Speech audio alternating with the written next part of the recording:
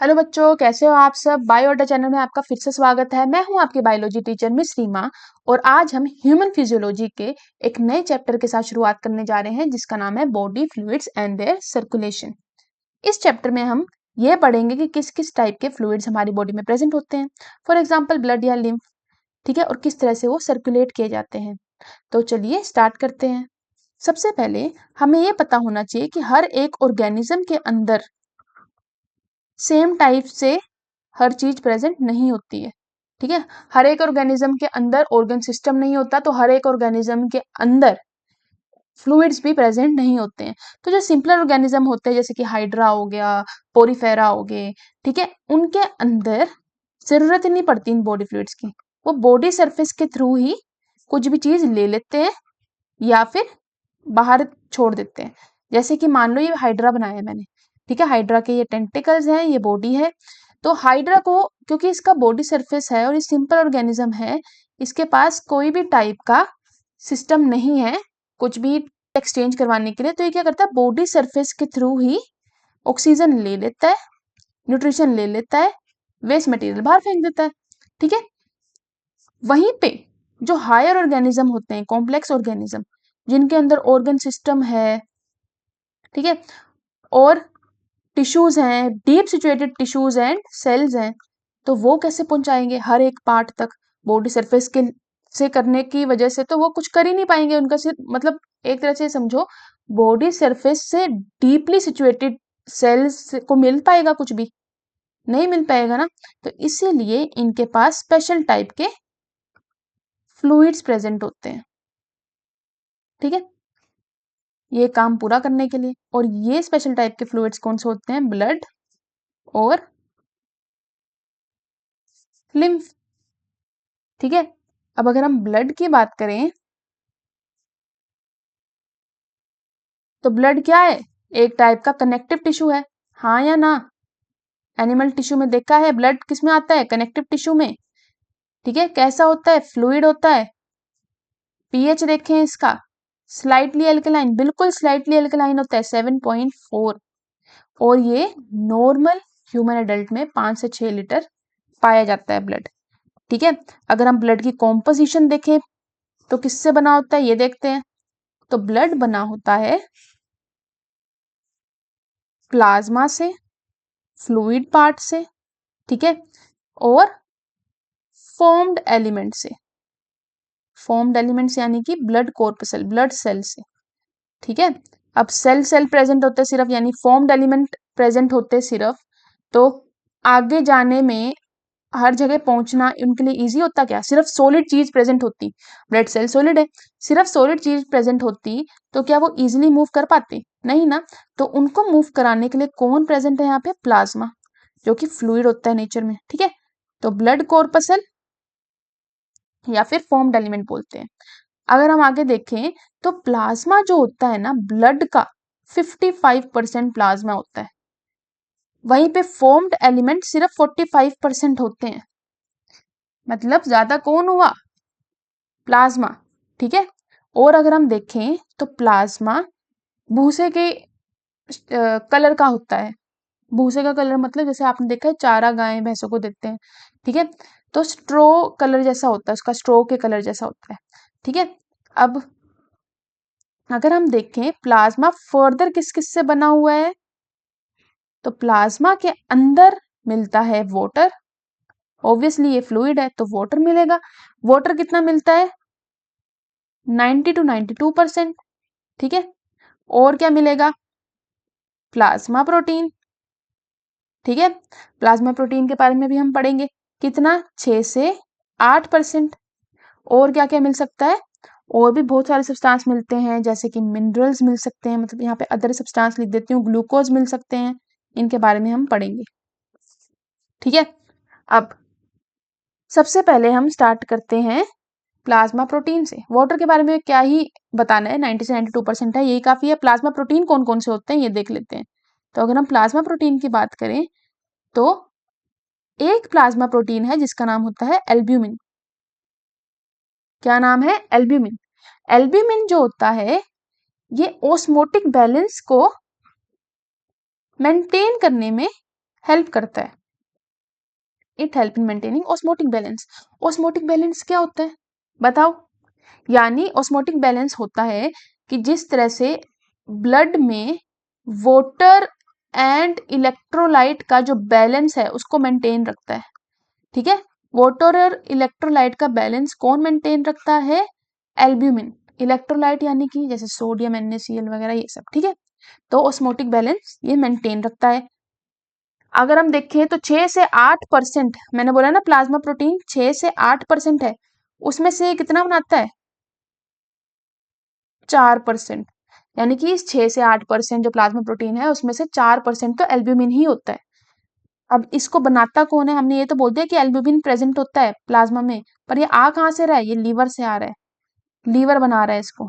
ठीक है, ये कुछ छोटी छोटी बातें हैं, लीवर बना रहा है इसको। अब उसके बाद अगर हम देखें तो दूसरे टाइप का प्लाज्मा प्रोटीन है ग्लोबुलिन। एल्ब्यूमिन है एक ग्लोबुलिन है।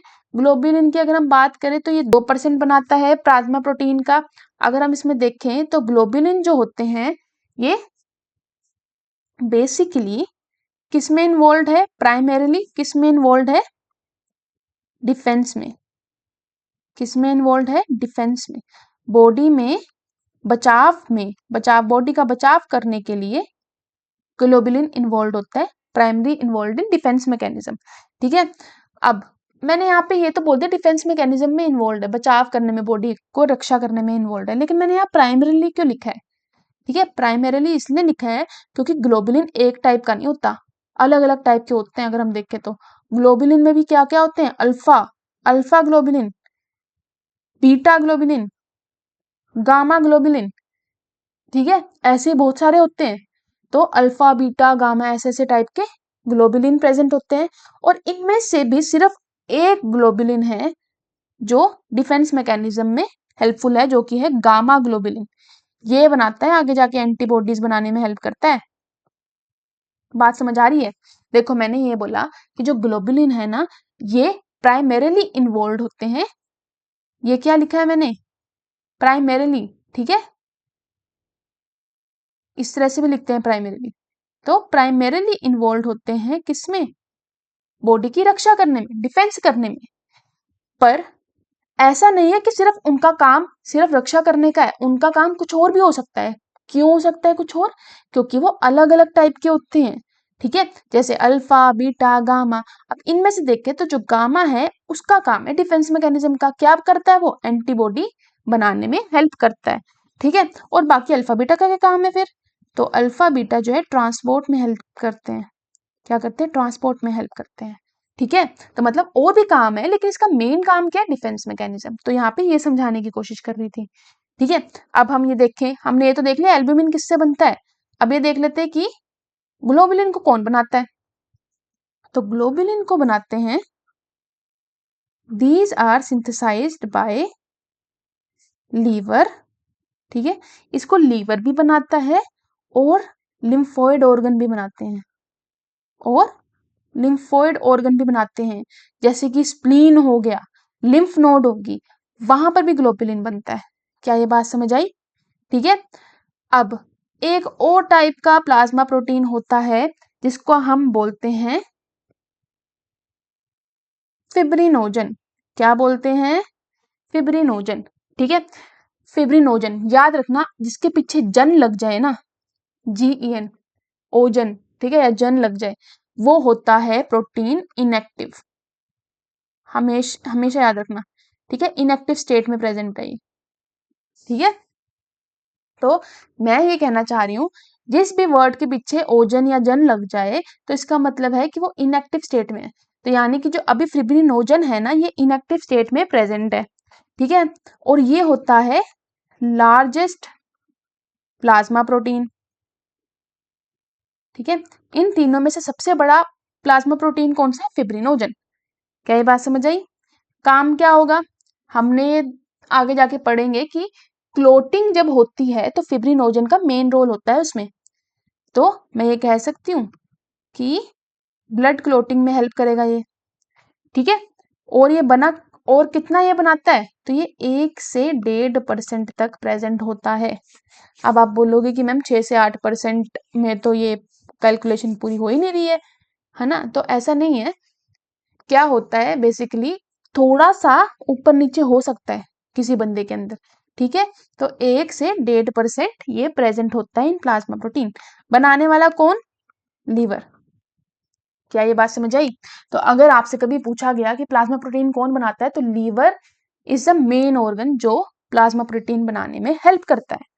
अगर पूछा जाए एल्ब्यूमिन का काम, तो osmotic balance, electrolyte and water का बैलेंस देखता है, ठीक है। नमक और पानी का बैलेंस देखता है, एक तरह से ये समझो। ग्लोबुलिन का काम क्या है, प्राइमरीली किसमें इन्वॉल्व है, डिफेंस में।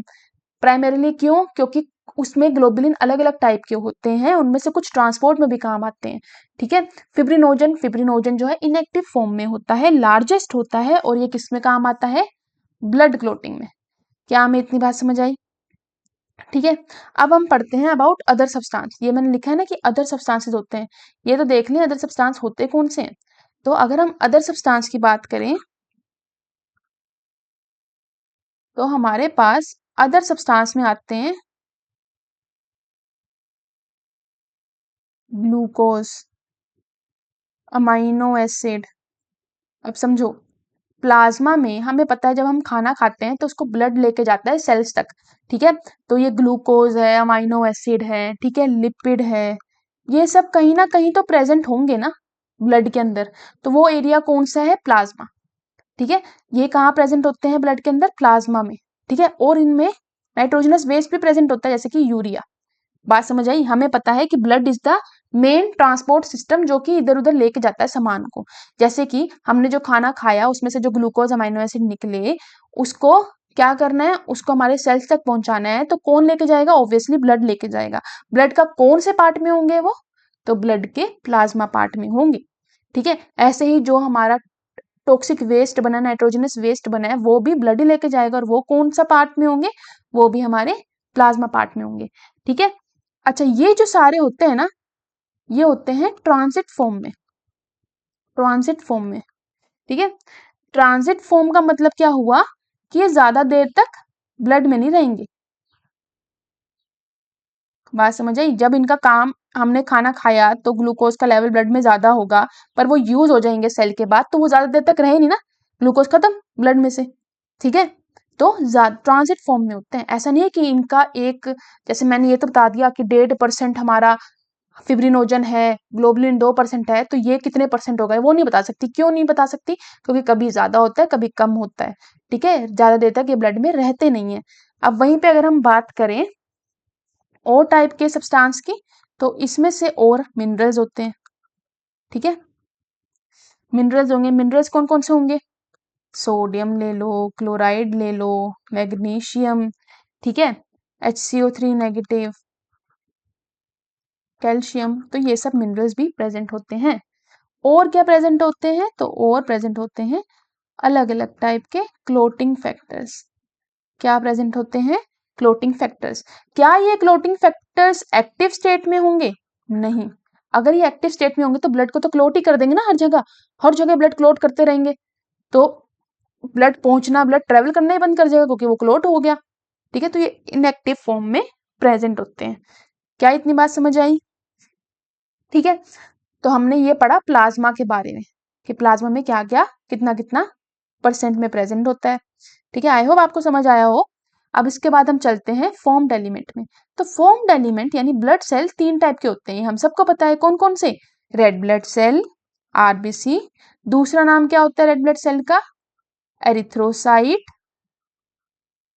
साइट का मतलब हमेशा याद रखना, साइट मतलब होता है सेल, ठीक है। एरिथ्रो मतलब रेड, रेड ब्लड, ठीक है। और ऐसे ही डब्ल्यूबीसी, डब्ल्यूबीसी का दूसरा नाम लूकोसाइट, और ऐसे ही और कौन से होते हैं, हमारे प्लेटलेट होते हैं, ठीक है। अगर हम बात करें प्लेटलेट की, तो प्लेटलेट का दूसरा नाम होता है थ्रोम्बोसाइट,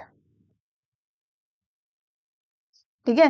तो कौन कौन से हुए, आरबीसी, डब्ल्यूबीसी, प्लेटलेट। नाम देख लो, इसके दूसरे नाम भी होते हैं, डब्ल्यूबीसी का ल्यूकोसाइट, आरबीसी का एरिथ्रोसाइट, और प्लेटलेट का थ्रोम्बोसाइट। ठीक है, क्या हमें इतनी बात समझ आई? अब इसके बाद अगर हम देखें तो यूजुअली क्या होता है, जब आप ब्लड को एक्सट्रैक्ट करते हो ना, ब्लड को बाहर निकाल लेते हो, ठीक है, ब्लड को बाहर निकाल दिया, थोड़ी देर उसको ऐसे पड़े रहने दिया तो वो जम जाता है, वो क्लोट हो जाता है। ठीक है, ब्लड को जब आप अपनी बॉडी से बाहर निकालते हो फ्रॉम द बॉडी, ठीक है, जैसे ये हाथ है आपका, आपने इसमें से ब्लड निकाला, ठीक है, वो थोड़ी देर में कोगुलेट हो जाएगा, क्लोट हो जाएगा वो ब्लड। ठीक है, अगर हमें चाहिए कि ये ब्लड कभी क्लोट ना हो, कभी भी ये क्लोट ना हो, ये क्या रहे, लिक्विड फॉर्म में रहे, तो हमें क्या करना पड़ेगा, उनमें से वो सारे चीजें निकालनी पड़ेंगी जो उसको क्लोटिंग में हेल्प कर रही हैं। ठीक है, तो हम क्या करेंगे, उसमें से क्लोटिंग फैक्टर्स निकाल देंगे, सारे बाहर निकाल देंगे।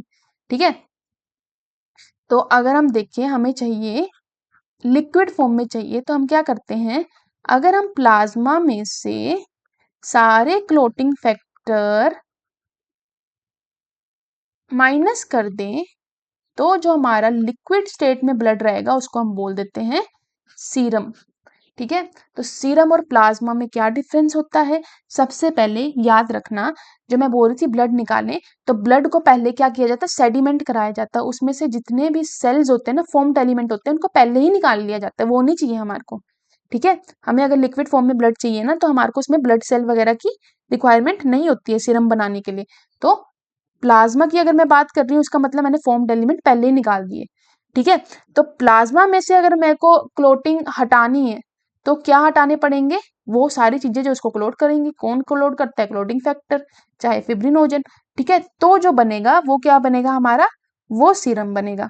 ठीक है, और कोई तरीका इसको लिखने का, तो इसको लिखने का तरीका ये हो सकता है, serum will be equal to blood minus क्या, ब्लड में से क्या माइनस करेंगे, बताओ, ब्लड माइनस फॉर्म्ड एलिमेंट्स,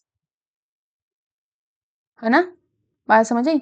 अगर ब्लड में से फॉर्म्ड एलिमेंट माइनस कर देंगे तो क्या रह जाएगा, प्लाज्मा रह जाएगा, तो मतलब ये वाली चीज बन गई। ठीक है, और माइनस, और क्या माइनस करना पड़ेगा, क्लोटिंग फैक्टर्स। बात समझ आ रही है, ये अलग अलग तरीके से अगर आपको पूछ लिया ना, चार एमसीक्यू की फॉर्म में, चार में, कि किस तरह से सीरम बन रहा है, तो ये भी पूछ सकते हैं।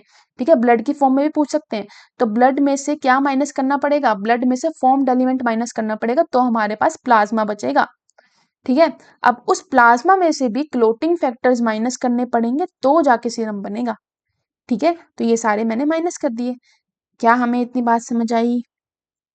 ठीक है, तो अगर हमें सीरम यानी लिक्विड फॉर्म बनानी है, तो उसमें से क्लोटिंग फैक्टर को माइनस करना पड़ेगा, किसमें से, प्लाज्मा में से। ठीक है, ब्लड को क्यों प्लाज्मा में से क्यों बोल रहे, क्योंकि फॉर्म्ड एलिमेंट हम पहले ही निकाल लेते हैं बाहर, उसको उनकी रिक्वायरमेंट नहीं होती है सीरम बनाने के लिए। ठीक है, सीरम और प्लाज्मा में यही डिफरेंस होता है, प्लाज्मा क्लोट हो जाता है, सीरम क्लोट नहीं होता है, क्यों नहीं होता, क्योंकि उसमें से क्लोटिंग फैक्टर ही निकाल लेते हैं।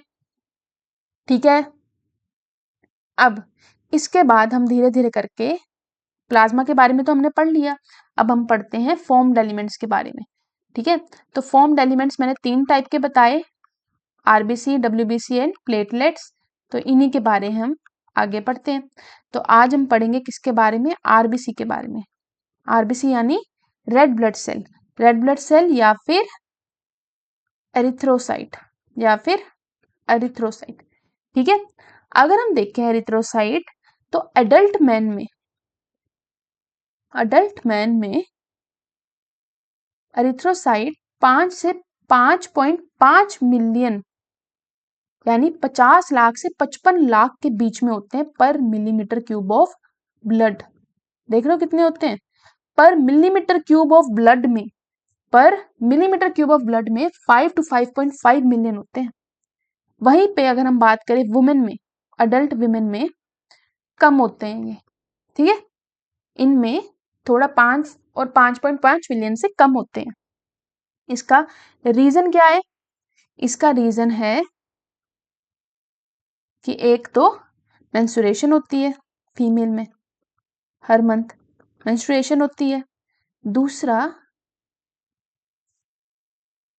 जो मेल है ना, उसमें ना एंड्रोजन प्रमोट करता है एरिथ्रोपोइसिस, एरिथ्रोपोइसिस मतलब एरिथ्रो यानी रेड ब्लड सेल की बात हो रही है, तो एंड्रोजन क्या प्रमोट करता है? एरिथ्रोपोइसिस, आरबीसी फॉर्मेशन, ठीक है। पर एंड्रोजन हमें पता है फीमेल में बहुत कम अमाउंट में होता है, और वो भी कहाँ से प्रोड्यूस होता है? एंड्रोजन कहाँ से प्रोड्यूस होता है?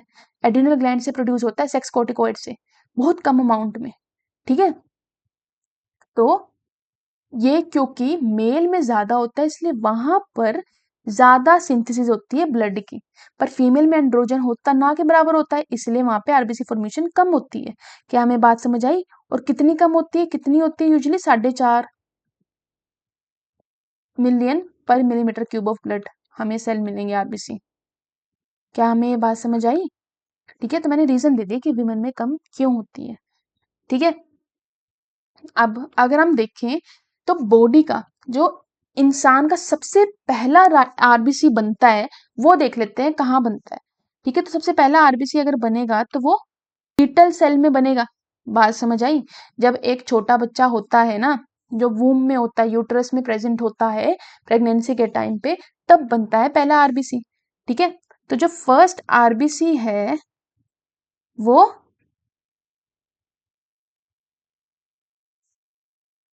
कहाँ प्रोड्यूस होता है? योक सैक में, ठीक है, योक सैक में सबसे पहला। उसके बाद में योक सैक आरबीसी बनाना बंद कर देता है, और सेकंड या थर्ड ट्राइमेस्टर में, ठीक है, सेकंड या थर्ड ट्राइमेस्टर यानी कि चौथे से लेकर 9वें महीने तक जो बच्चा वूम में होता है उसमें अब स्प्लीन, लीवर, ठीक है, प्लेसेंटा, ये सब बना रहे होंगे। क्या बना रहे होंगे? आरबीसी, ठीक है, ये सब बना रहे होंगे आरबीसी। फिर जब बेबी बोर्न हो जाता है तो उसके बाद आरबीसी कौन बनाता है? बोन मैरो, स्पेसिफिकली कौन सा bone marrow? Red bone marrow, ठीक है। बात समझ आई? एक बार दोबारा समझा देते हैं। हमने पढ़ा कि एरिथ्रोसाइट जो है वो एडल्ट मेल में 5 to 5.5 मिलियन पर मिलीमीटर क्यूब ऑफ ब्लड होते हैं, वहीं पे विमेन में वो कम होते हैं। रीजन क्या है? मेंस्ट्रुएशन होती है एक तो, ठीक है, और दूसरा इनके पास एंड्रोजन नहीं प्रेजेंट होता इतना, जो कि हेल्प करता है एरिथ्रोपोइसिस में। वहीं पे मेल में एंड्रोजन प्रेजेंट होता है, ठीक है। एंड्रोजन क्या होता है? It is a male sex hormone, ये एरिथ्रोपोइसिस यानी आरबीसी फॉर्मेशन में हेल्प करता है, ठीक है। फीमेल सेक्स हार्मोन अलग होते हैं, एस्ट्रोजन प्रोजेस्टेरोन, ठीक है, तो एंड्रोजन उनमें इतना नहीं होता। वहीं पे अगर हम देखें तो सबसे पहला आरबीसी जो हमारे पूरे लाइफ साइकिल में बनता है वो किस में बनता है? योक सैक में बनता है, ठीक है। योक सैक, किसके योक सैक में? एम्ब्रियोनिक लाइफ की बात कर रही हूं मैं, जब एम्ब्रियो होता है उस टाइम की बात कर रही हूँ, ठीक है। सबसे पहला वहां बना, ठीक है। थोड़े टाइम बाद योक सेल में आरबीसी बनना बंद हो जाते हैं, और बाकी rest of the embryonic life में वो कहाँ बनते हैं? स्प्लीन में, लीवर में, प्लेसेंटा में, ठीक है। जब बेबी बाहर आ जाता है और उसके बाद फिर रेड बोन मैरो में बनते हैं। क्या हमें इतनी बात समझ आई? ठीक है। दूसरी बात, formation of RBC, RBC formation को क्या बोलते हैं? एरिथ्रोपोइसिस। आरबीसी फॉर्मेशन को क्या बोलते हैं? एरिथ्रोपोइसिस, ठीक है। और जो हार्मोन, जो हार्मोन रेगुलेट करता है, हेल्प करता है एरिथ्रोपोइसिस होने में, इस प्रोसेस में हेल्प करता है, उसको बोलते हैं एरिथ्रोपोइटिन, ठीक है। तो अगर हम देखें तो एरिथ्रोपोइटिन वर्ड अगर आपको दिखे तो ये क्या होता है? It is a kind of hormone that help in RBC formation, और आरबीसी फॉर्मेशन को क्या बोलते हैं? एरिथ्रोपोइसिस, ठीक है। क्या ये बात समझ आई? कहाँ से मिलता है ये हार्मोन? कहाँ से प्रोड्यूस होता है? किडनी से। कहाँ से प्रोड्यूस होता है? किडनी में प्रोड्यूस होता है, ठीक है। अब हमने ये तो पढ़ लिया कि आरबीसी पहले कहाँ बने, किस में ज्यादा होते हैं। अब हम इनका स्ट्रक्चर देख लेते हैं, ठीक है। तो स्ट्रक्चर ऑफ आरबीसी अगर हम देखें, आरबीसी का स्ट्रक्चर देखें तो ये कुछ इस तरह से होते हैं, बाय कनकेव। कैसे होते हैं आरबीसी? बाय कनकेव होते हैं, ठीक है। और इनके अंदर न्यूक्लियस नहीं होता, तो ये नॉन न्यूक्लिएटेड होते हैं, न्यूक्लियस नहीं होता। क्या रीजन है इसका? क्या रीजन है इसका? बाइकनकेव होने का क्या रीजन है? ताकि ये सरफेस एरिया बढ़ा सके, ठीक है, सरफेस एरिया बढ़ा सके और ज्यादा से ज्यादा अच्छी डिफ्यूजन हो सके ऑक्सीजन की, ठीक है। इट इज यूज्ड बाइकनकेव जो स्ट्रक्चर है उसकी वजह से सरफेस एरिया इनका बढ़ता है। नॉन न्यूक्लिएटेड होने का क्या रीजन है? ताकि ज्यादा स्पेस मिल सके। अब न्यूक्लियस भी जगह लेता है, ठीक है, तो ताकि ज्यादा स्पेस मिल सके किसको? हीमोग्लोबिन को। इसके अंदर जो हीमोग्लोबिन है, अगर इतना बड़ा न्यूक्लियस होता है इसमें तो हीमोग्लोबिन को थोड़ी कम स्पेस मिलती, अगर वो है ही नहीं, ठीक है, तो हीमोग्लोबिन को ज्यादा स्पेस मिलेगी। हमेशा याद रखना, जब आरबीसी बन रहे होते हैं ना, ठीक है, जब आरबीसी फॉर्म होते हैं उस टाइम पे उनके अंदर न्यूक्लियस प्रेजेंट होता है, ठीक है। पर व्हेन दे मैच्योर, जब ये मैच्योर होते हैं तब ये हो जाते हैं बिना न्यूक्लियस के, तो डी न्यूक्लिएटेड हो जाते हैं। क्या ये बात समझ आई कि आरबीसी जब पहले पहले नए नए बने हुए हैं रेड बोन मैरो से, जब रेड बोन मैरो में आरबीसी बना तो उसके अंदर न्यूक्लियस था, पर जब वो मैच्योर हुआ ना तो उसके अंदर से न्यूक्लियस खत्म हो गया, न्यूक्लियस गेट डीजनरेटेड। और इसी तरह से हम उसको बोल रहे हैं क्या? नॉन न्यूक्लिएटेड या डी न्यूक्लिएटेड भी बोलते हैं। डी न्यूक्लिएटेड क्यों बोला? कि उनके पास था न्यूक्लियस पर बाद में वो खत्म हो गया, ठीक है, इसीलिए। क्या हमें इतनी बात समझ आई? ठीक है। अब तुम अगर बुक में देखोगे तो ये लिखा हुआ है कि मोस्ट ऑफ द मैमल्स के जो आरबीसी हैं, most of the mammals, most word आया है, ठीक है, वो कैसे हैं? बाइकनकेव। तो इसका मतलब क्या है? कुछ एक्सेप्शन तो होगी, मोस्ट वर्ड आया ना, यानी कि सम जो होंगे वो एक्सेप्शन में आ रहे होंगे। तो एक्सेप्शन में कौन होता है? कैमल। कौन होता है? कैमल और लामा। लामा भी कैमल का भाई जैसा ही होता है, छोटा होता है लेकिन, ठीक है, कैमल और लामा। तो ये जो कैमल और लामा है, इनके अंदर जो आरबीसी है उसकी शेप बाय कॉन्वेक्स होती है, ठीक है। बाय कॉन्वेक्स कुछ नहीं है, जैसे ये अंदर की तरफ धसा हुआ है ना, कनकेव, केव जैसा बन रखा है, केव गुफा जैसे बन रखा है, ये बस इस तरह से बाहर होती है, ठीक है। और मतलब अगर हम देखें तो ये ओवल शेप का ही लगता है। कैसा लगता है? ओवल शेप भी बोल सकते हैं इसको, ठीक है। यहाँ पर ये अंदर की तरफ धसा हुआ है, कनकेव कन्वेक्स में बाहर की तरफ होता है, ठीक है, ये डिफरेंस है बस। अच्छा, अगर हम देखें तो आरबीसी का लाइफ स्पैन क्या होता है, कितने टाइम के लिए जीवित रहते हैं? तो ये 120 डेज के लिए रहते हैं जिंदा, 120 डेज के लिए घूमते रहते हैं ब्लड वेसल्स में, ठीक है। और अगर हम देखें आरबीसी का नाम आरबीसी पड़ा क्यों? इनको रेड ब्लड सेल बोलते क्यों हैं? क्योंकि इनके अंदर एक red coloured iron containing pigment होता है, red coloured iron containing pigment. Iron containing का क्या मतलब हुआ? कि ये जो पिगमेंट है ना, इसके अंदर आयरन भी होगा, ठीक है, इसके अंदर क्या होगा? आयरन भी प्रेजेंट होगा, और किस फॉर्म में होगा? Fe2 पॉजिटिव की फॉर्म में, ठीक है। तो red coloured iron containing pigment होता है, जिसको हम क्या बोलते हैं? बताओ। इसे बोलते हैं हीमोग्लोबिन, ठीक है, इसको क्या बोला जाता है? हीमोग्लोबिन। तो हीमोग्लोबिन की अगर हम बात करें तो यही ऐसा पिगमेंट है जो प्रोवाइड करता है red colour to the RBC, जिसकी वजह से इनका नाम पड़ा। और ये क्या होता है इसके अंदर? अगर हम देखें तो haemoglobin is made up of, सबसे पहले पहले मैंने लिख ही दिया, एक तो क्या? आयरन, ठीक है, और दूसरा प्रोटीन पार्ट। तो अगर हम देखें हीमोग्लोबिन जो है एक्चुअल में अगर इसको तोड़ें तो ये दो हिस्सों में बना होता है, एक हीम पार्ट में और एक ग्लोबिन पार्ट में, ठीक है। जो हीम पार्ट होता है is nothing but iron part, ठीक है, और ये 5% बनाता है एक हीमोग्लोबिन मॉलिक्यूल का। वहीं पे जो ग्लोबिन पार्ट होता है ऑब्वियसली 95% बना रहा होगा एक हीमोग्लोबिन में, ठीक है। और ये कैसा होता है? ये प्रोटीन पार्ट होता है, ये कैसा होता है, प्रोटीन पार्ट होता है। इसमें एक्चुअल में 4 पॉलीपेप्टाइड चेन लगी होती है प्रोटीन की। बायोमोलिक्यूल में समझ आ जाएगा उस चैप्टर को देखने से कि पॉलीपेप्टाइड चेन होती क्या है। ठीक है, पॉलीपेप्टाइड यानी कि पेप्टाइड बॉन्ड बार बार बनने से जो चेन बनी है, एक पेप्टाइड बॉन्ड, दूसरा पेप्टाइड बॉन्ड, तीसरा, ऐसे करके जो चेन बनी है उसको पॉलीपेप्टाइड चेन बोल दिया। ठीक है, तो 4 पॉलीपेप्टाइड चेन प्रेजेंट होती है और पेप्टाइड बॉन्ड होते किसमें, प्रोटीन में होते हैं। ठीक है, वहीं पे हीम पार्ट में आयरन कंटेनिंग पार्ट बोलते हैं इसको। ठीक है, अब हर एक हीमोग्लोबिन का जो मॉलिक्यूल है वो 4 ऑक्सीजन को कैरी कर सकता है। ठीक है, हर एक हीमोग्लोबिन का molecule can carry 4 oxygen molecule. ठीक है, एक हीमोग्लोबिन जो है 4 ऑक्सीजन के मॉलिक्यूल को लेके जा सकता है। क्या ये बात समझ आई?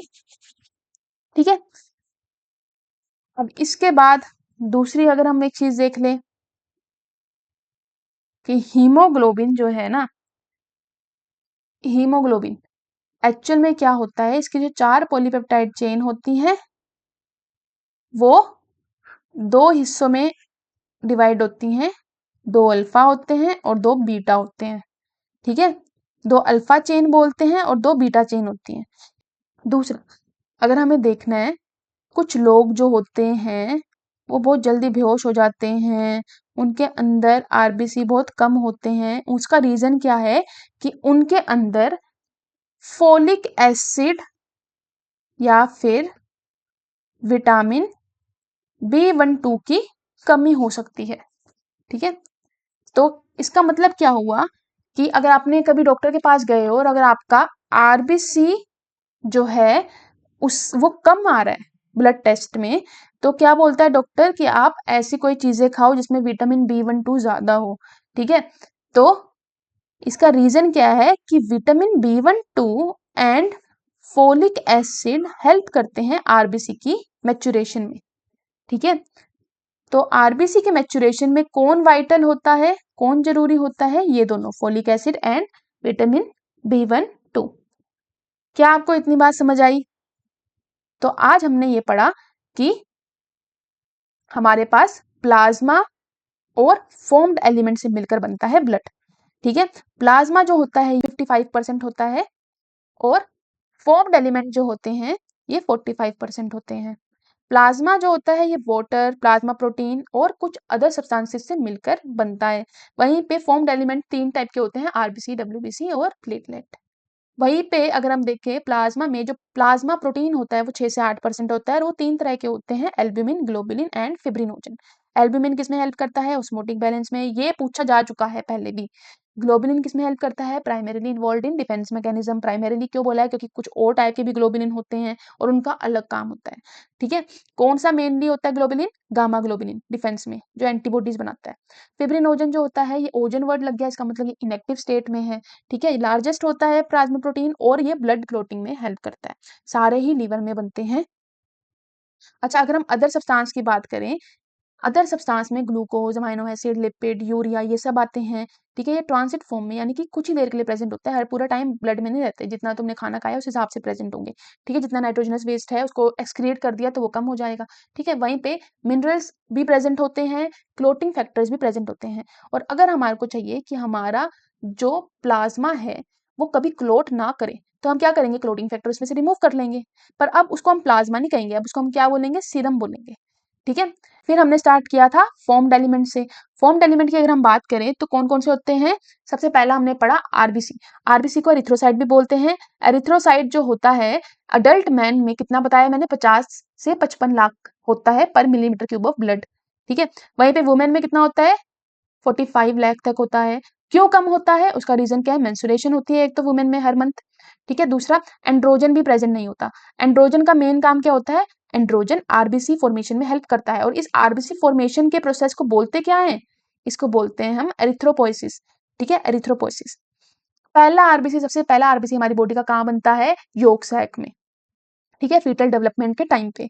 और उसके बाद थोड़ी देर बाद सेकंड थर्ड ट्राइमेस्टर में वो बनना स्टार्ट होते हैं स्प्लीन और लीवर और प्लेसेंटा में, जो ब्लड सेल्स हैं वो इनमें बनते हैं। एडल्ट में जब बेबी बोर्न हो जाता है उसके बाद बोन मैरो का काम होता है इनको बनाने का। और बेसिकली बोन मैरो वैसे एक्चुअल में 2 टाइप के होते हैं, रेड और येलो। तो कौन से वाले बोन मैरो का काम होता है? रेड बोन मैरो का।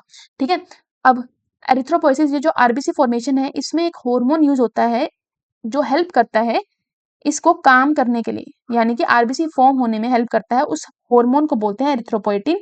ये जो हार्मोन है ये कहाँ सिंथेसाइज होता है? किडनी में। ठीक है, फिर हमने पढ़ा आरबीसी के स्ट्रक्चर के बारे में। आरबीसी ऑफ स्ट्रक्चर जो होता है कैसा होता है? बाइकनकेव। बाइकनकेव क्यों होता है? क्योंकि ये सरफेस एरिया को इंक्रीज करने में हेल्प करता है। जितना ज्यादा सरफेस एरिया होगा उतनी ज्यादा ऑक्सीजन लेके जा पाएगा। ठीक है, और ये नॉन न्यूक्लिएटेड होता है या फिर डी न्यूक्लिएटेड भी बोल देते हैं। क्यों बोलते हैं नॉन न्यूक्लिएटेड? क्योंकि इसमें न्यूक्लियस नहीं होता है। ठीक है, न्यूक्लियस नहीं होगा तो क्या होगा? ज्यादा हीमोग्लोबिन ज्यादा ऑक्यूपाई हो पाएगा उसके अंदर, आरबीसी के अंदर, और ज्यादा ऑक्सीजन लेके जा पाएगा। ठीक है, डी न्यूक्लिएटेड क्यों बोलते हैं? क्योंकि पहले न्यूक्लियस प्रेजेंट था जब वो बने थे, पर जब वो मैच्योर हुए ना तब उनमें से न्यूक्लियस डीजनरेट हो गया। ठीक है, एक्सेप्शन अगर हम देखें, बुक में लिख रखा है कि मोस्ट ऑफ द मैमल्स, जो मैमल्स हैं उनमें से भी ज्यादातर जो है वो बायकनकेव आरबीसी होती है उनकी। तो उसमें एक्सेप्शन भी देख लेते हैं। एक्सेप्शन क्या है? कैमल और लामा। ठीक है, उनकी कैसी होती है? बाइकन्वेक्स या ओवल शेप भी बोलते हैं इसको। ठीक है, लाइफ स्पैन देखें आरबीसी का तो 120 दिन का होता है। आरबीसी रेड कलर के होते क्यों हैं? क्योंकि इनके अंदर एक iron containing red coloured pigment होता है जिसको हम हीमोग्लोबिन बोलते हैं। हीमोग्लोबिन का थोड़ा सा स्ट्रक्चर पड़ा था जिसमें हीमोग्लोबिन में एक हीम पार्ट होता है और एक ग्लोबिन पार्ट होता है। Heme part iron containing part है, ग्लोबिन पार्ट प्रोटीन पार्ट है। प्रोटीन पार्ट एक्चुअल में 4 पॉलीपेप्टाइड चेन का बना हुआ है, जिसमें से 2 अल्फा चेन होती हैं, 2 बीटा चेन होती हैं। ठीक है, हर एक हीमोग्लोबिन का मॉलिक्यूल, एक हीमोग्लोबिन का मॉलिक्यूल जो है 4 ऑक्सीजन के मॉलिक्यूल को कैरी कर सकता है। ठीक है, आरबीसी के मैच्योरेशन के लिए कौन जरूरी होता है? ये पढ़ा था हमने, फोलिक एसिड जरूरी होता है, विटामिन B12 जरूरी होते हैं। ठीक है, अच्छा एक एक दो और चीजें हम पढ़ लेते हैं कि जैसे कि जो स्प्लीन है ना, हमने ये तो देखा था एम्ब्रियोनिक लाइफ में स्प्लीन जो है वो blood cell, red blood cell बनाने का काम करती है। पर जब एडल्ट में बोन मैरो ने वो काम ले लिया तो स्प्लीन के अंदर एक्चुअल में आरबीसी आके मरती हैं। को ग्रेवयार्ड ऑफ आरबीसी भी बोलते हैं। आई होप आपको ये लेक्चर समझ आया हो। अगर आपको ये लेक्चर पसंद आया है तो लाइक एंड सब्सक्राइब जरूर करें। कोई भी आपको नया टॉपिक समझना है, किसी भी टॉपिक के ऊपर वीडियो चाहिए तो आप कमेंट बॉक्स में जरूर बताएं। तो मिलते हैं कल एक नए लेक्चर के साथ। Thank you.